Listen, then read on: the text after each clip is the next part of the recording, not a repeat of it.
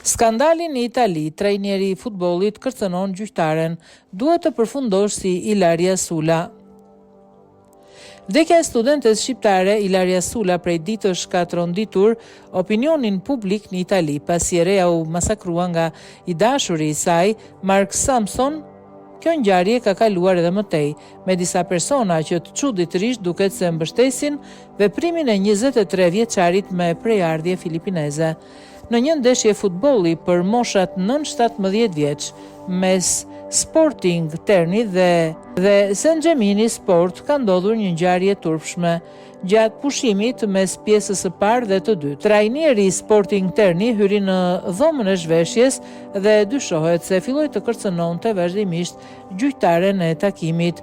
Duhet të përfundoni si Ilaria Sula, duhet të ishte vrar kur ishte e vogël, duhet ishe vrar kur ishe e vogël. Në momente të tilla duhet të nxirret thika.